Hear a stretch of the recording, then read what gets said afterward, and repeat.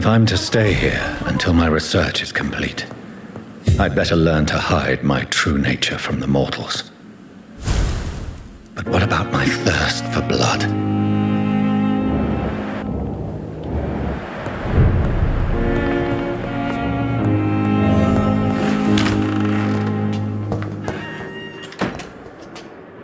Yes, Nurse Crane? How can I help you? I'm so sorry. I know Dr. Swansea wanted you to rest, but we have somewhat of a crisis. A crisis, you say? Our supply of antiseptics is nearly depleted. I was hoping there was another box up here, but...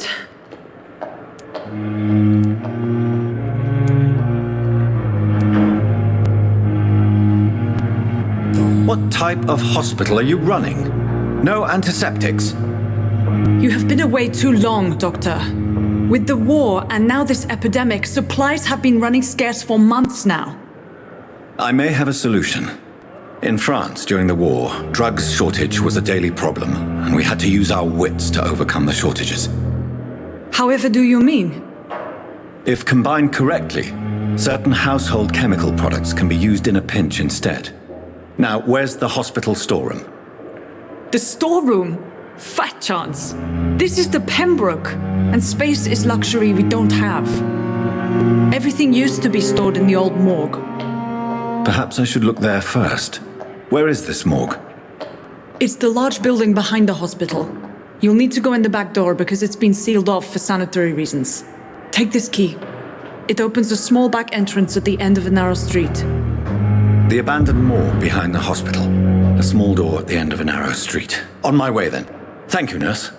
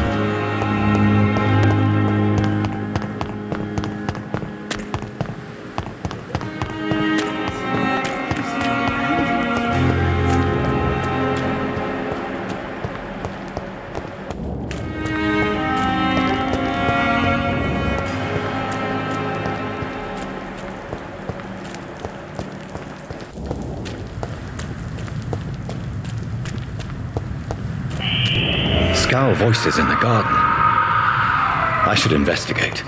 If they were to find somebody.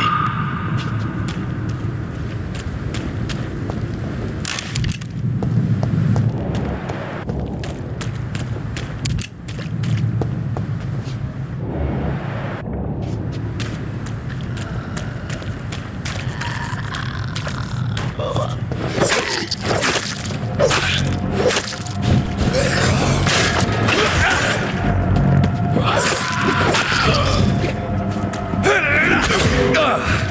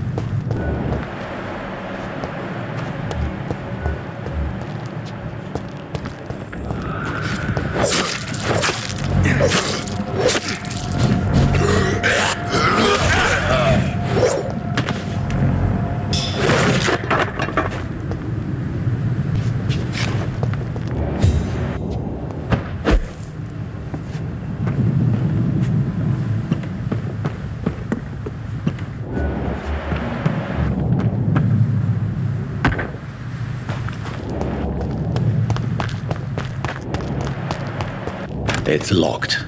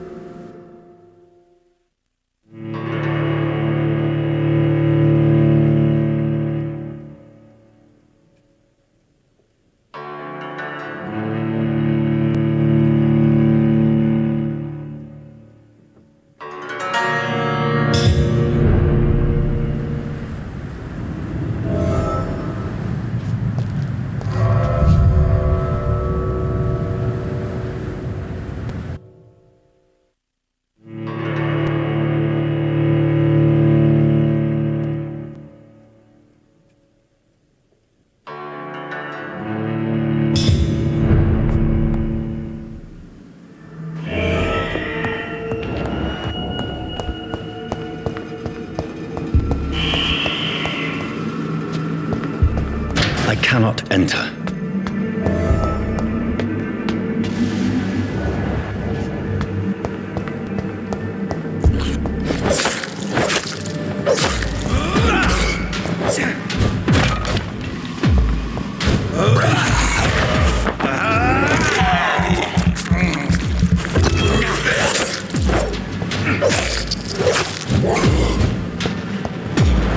Behavior is similar to the infected William Bishop.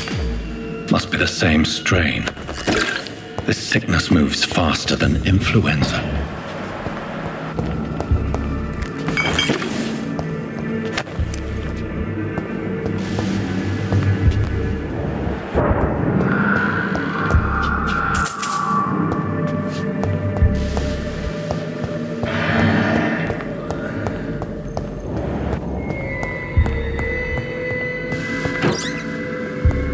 This key will surely grant me access to the basement.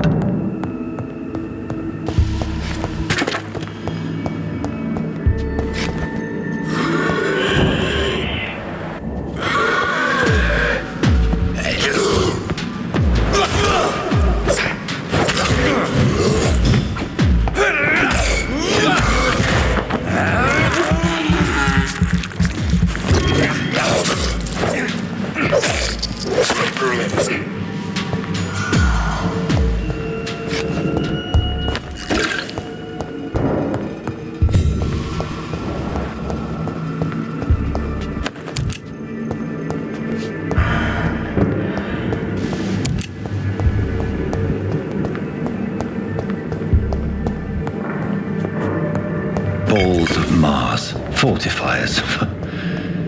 As popular as they are ineffective. But they do contain iron tartrate, and that might prove itself useful.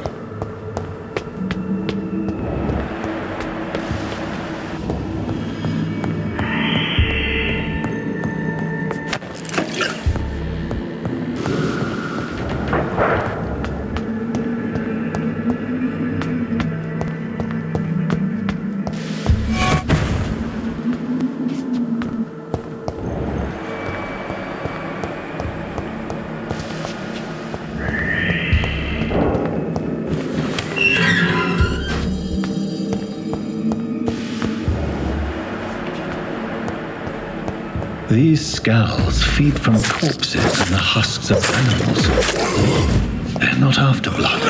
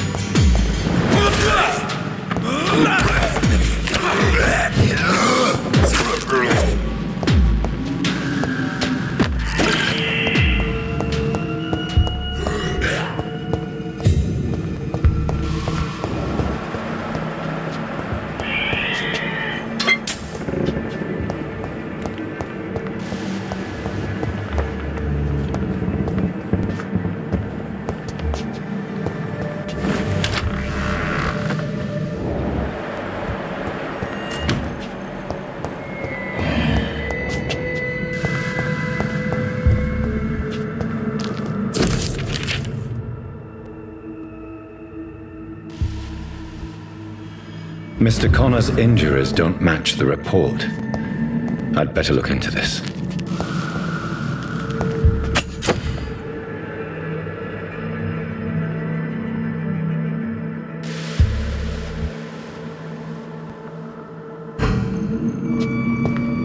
It's locked, all right.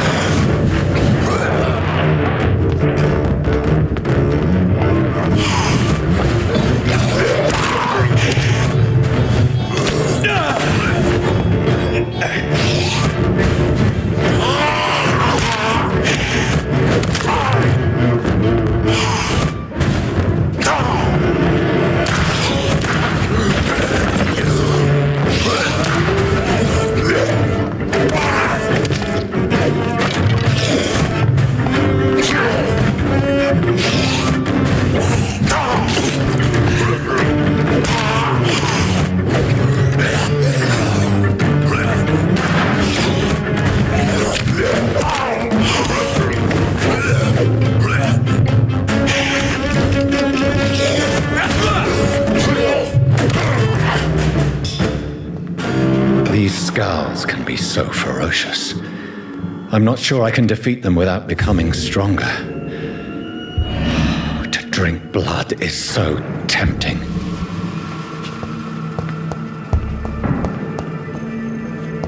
Sodium hypochlorite. Dangerous to administer, but efficient in the proper dosage.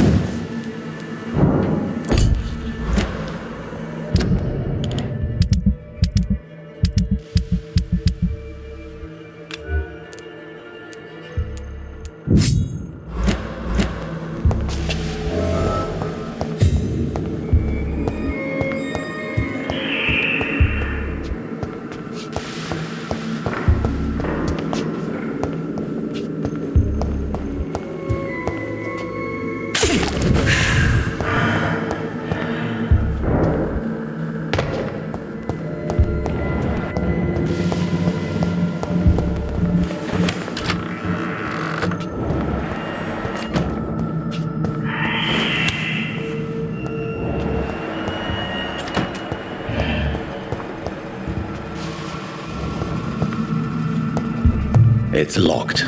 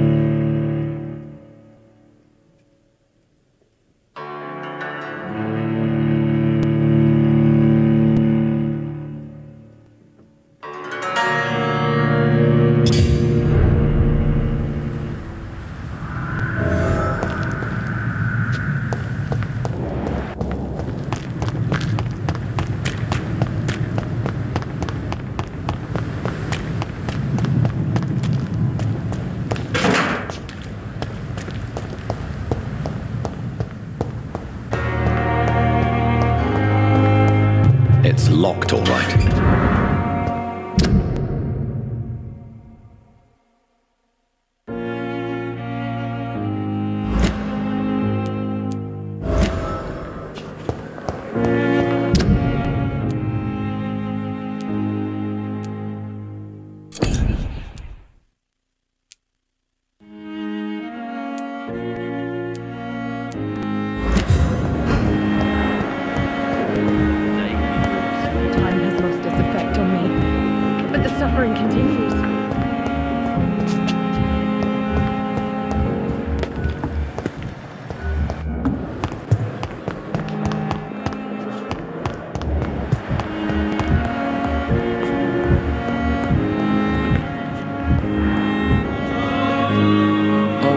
Finally, you've returned, Doctor. Did you find anything of value? Yes, nurse. You've worked your first miracle, Doctor. Now, this patient here needs immediate treatment. Duty calls. When the storm has passed, I'll show you how to mix the remedy yourself with the same basic ingredients. Many thanks, Doctor. When you've finished, you ought to report to Dr. Swansea in his office. He's been looking for you. Seemed pressing.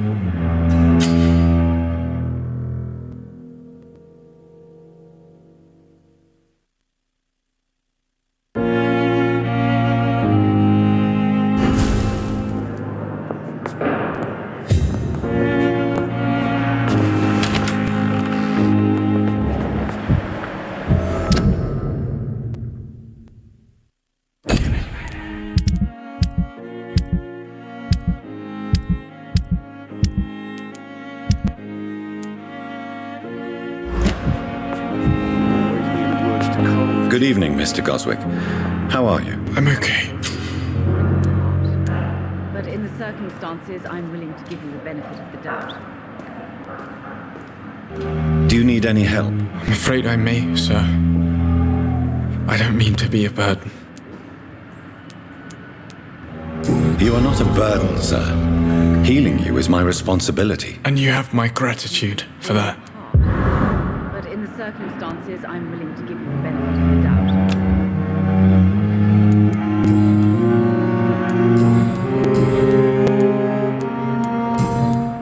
I have to go now, sir. But don't hesitate to contact me if you need any help. I'm alright. Don't waste your time with me.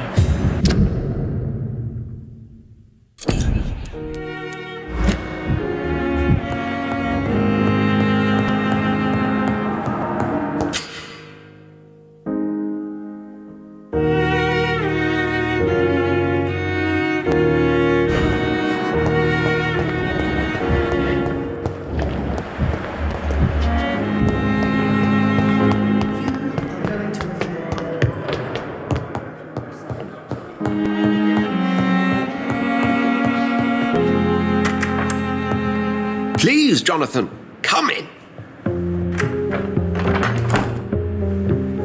Fascinating, is it not? In the last decade, so many mysteries have been brought to light with our microscopes.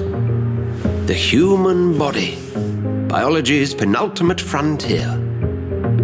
The more we explore its boundaries, the less we're able to trace a clear line between life and death. You, my friend, have a foot in both countries.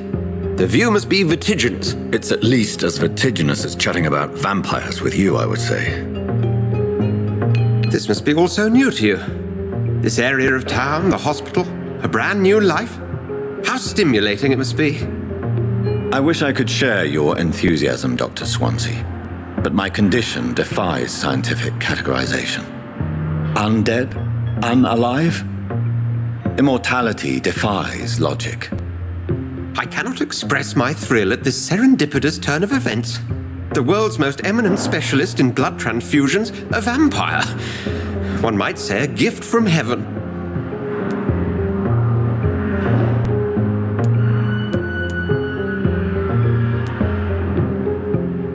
It may seem strange, but your words have brought me some comfort here.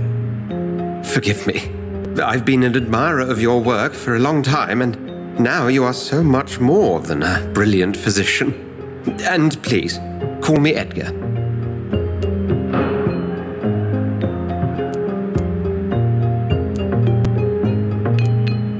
There is no need to apologize, Edgar. You offered me sanctuary when I had none. Very well. I have a task for you, Jonathan. Something that will require all your newfound skills. Please, go on. The Pembroke only survives through the generosity of our benefactors. Unfortunately, our main donor has found herself in a bit of a bind. Now, if you could help her out... A spokesman or politician is what you need. That's not my calling. And until I come to understand what has happened to me, I require discretion. Discretion is in order, Jonathan. Lady Ashbury has recently received rather indelicate correspondence that, if revealed, would jeopardize her position. And you would like me to eradicate this threat? By the stole, of course not. I would just like you to pay her a visit. Her ladyship is certainly near the tents outside, tending the sick. You can't miss her. Look for someone impossibly delicate. Accepted. I'll see what kind of trouble Lady Ashbury is in.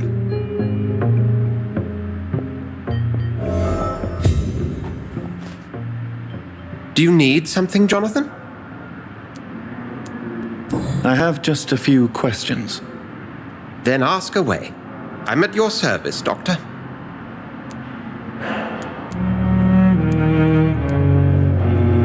The man we pursued and slew in the canning factory, William Bishop, I believe, was he a vampire?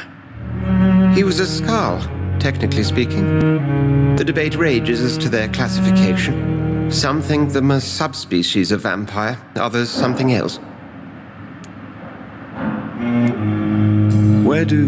How do Skalds come into existence? The name means slave. The etymology may indicate that they are a lesser species of vampire. From what I know, vampires tend to despise them. Just for clarity, what differences are there between myself and a Skald? A Skald is easier to eliminate, Jonathan, even if they remain formidable foes for the unprepared. Vampires exist beyond the mortal realm.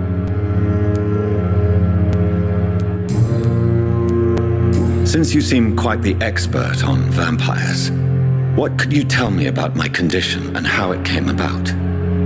As men of science, our first step is always to start with what we know. Forget the myths, the hackneyed scrawlings, and the penny dreadfuls. They do not scratch the surface of the truth you now find yourself in. The sun. The morning following my transformation. Its rays burned me. There was pain, smoke, and my skin blackened. You will find there is very little that can kill a vampire, my friend. You have been offered relative immortality. The sun will most certainly hurt you, leaving you weakened and damaged, but it will not destroy you.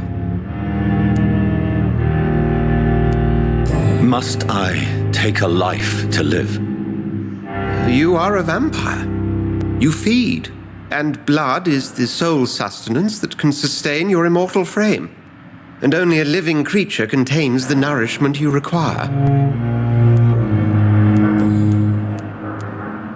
Since I'm the one working for you, what should I know about Pembroke Hospital? Well, for many years, we have been the only medical facility in this part of town that people can rely on. We support the community here, as well as provide health care.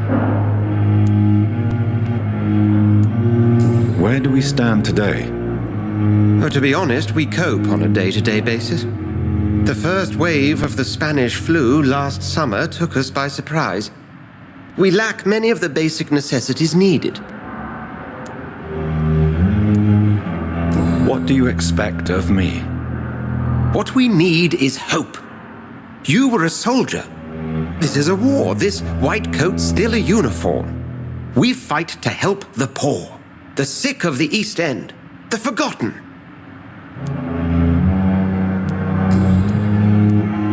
You mentioned something about a secret society. A brotherhood, if I recall.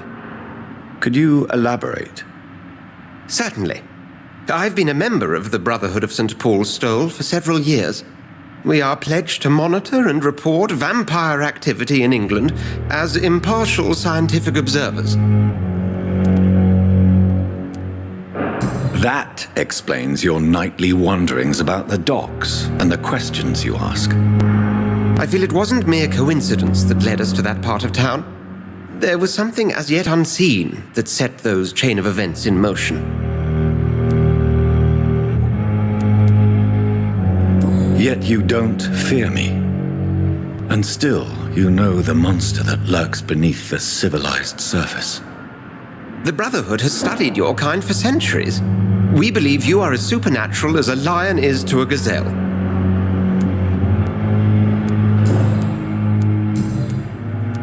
We'll see each other again soon, Edgar.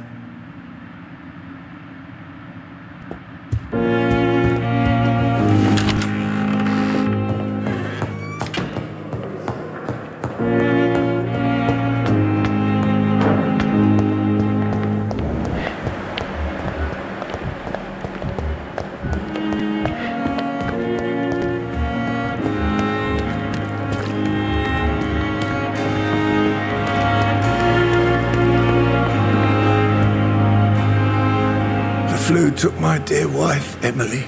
I take comfort knowing we'll soon be together again. Mr. Rainfield, that's no way to talk. You're in good hands here, and we'll be up again soon enough.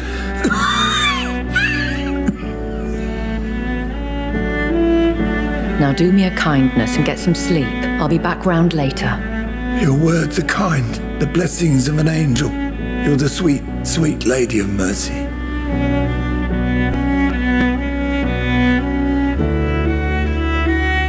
Good evening, Dr. Reed. It's a pleasure to see you again. You seem surprised. Dr. Swansea has brought me up to speed concerning your recent appointment to Pembroke Hospital. You're the lady who saved me that night, before vanishing into thin air. I remember you from the pub with Dr. Swansea. Indeed. Allow me to introduce myself formally this time. My name is Lady Ashbury. I remember you well, in spite of the brevity of our encounter.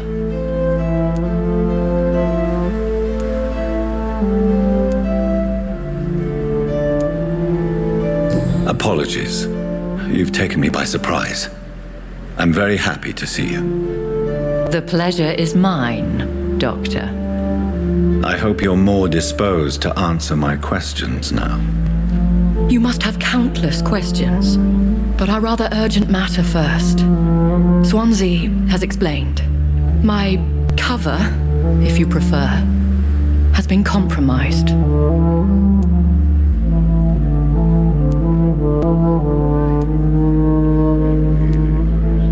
Have any of the patients given you trouble? These poor souls have so little left to live for. I do my best to ease their pain.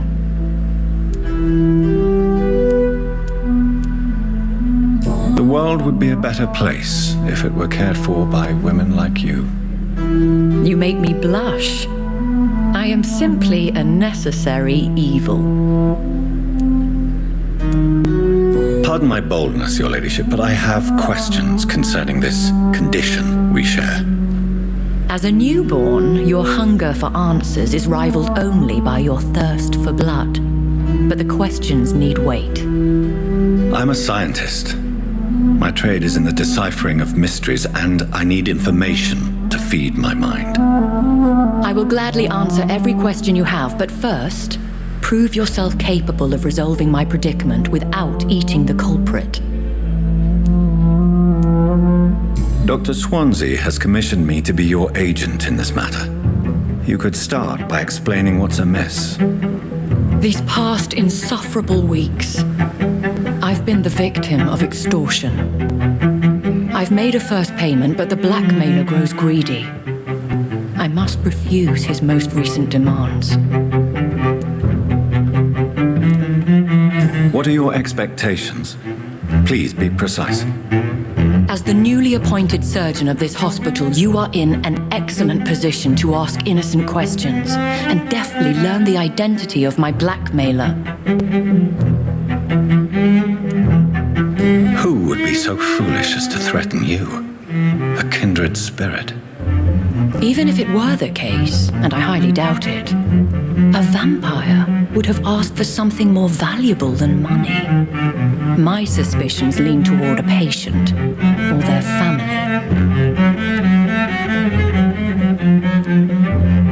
If we're dealing with an ordinary criminal, surely you've the means to deal with it yourself, if I may. As immortal tradition doth dictate, all fangs and hypnotic eyes ablaze, the blood would run like a river. That's what I hope to avoid. Violence has a tendency to spiral out of control. Please continue. Every detail is essential.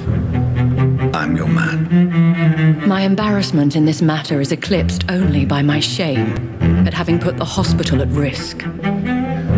The threat from our anonymous scoundrel is clear. A list of dates. My visits coinciding with the dates of suspicious patient deaths due to massive blood loss.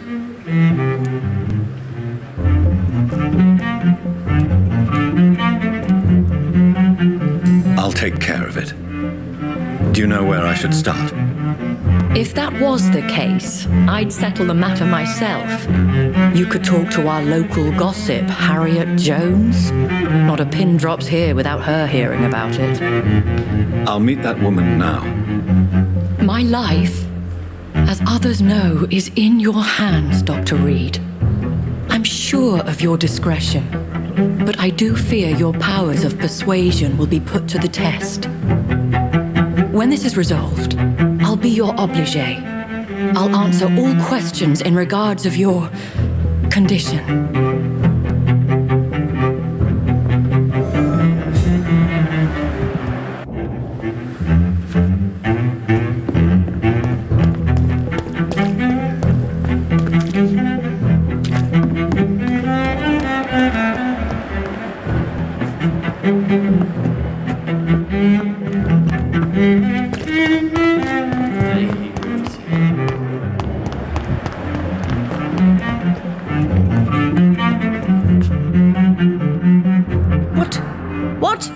What is this? Who are you?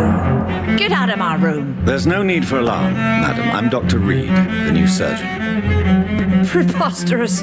Dr. Reed, you say? I don't want some bumbling intern. Where's Dr. Swansea?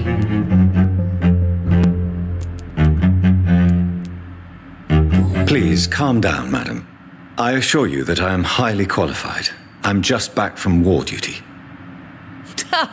How brave. Threatening an old defenseless woman. You know how long I've been a patient here? You've picked the wrong fight. I'm Harriet Jones. Harriet Jones? Indeed. I've been meaning to have a chat with you. You know what goes on here better than any other patient, I gather. Oh, better than any patient, nurse or doctor. I've seen so many vile undertakings. I heard there have been some despicable goings-on. Was there a case of blackmail? Blackmail? Wait. You're investigating something. This isn't a social call. One of those incompetent cunts slit a poor sod's vein.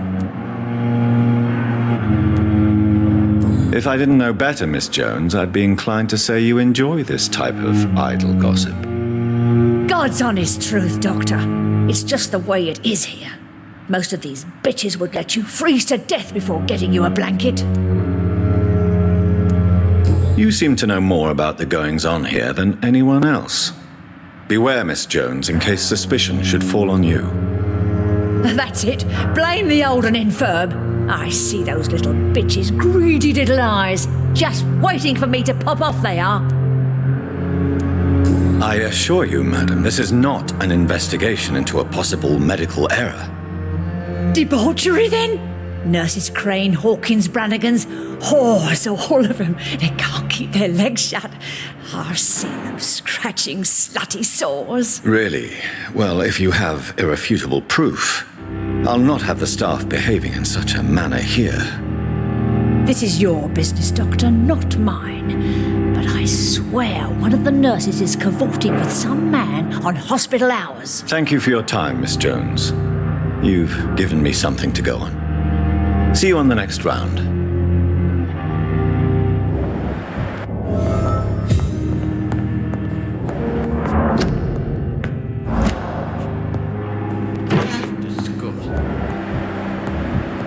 The patients and staff might know something. I'll start my investigation with them.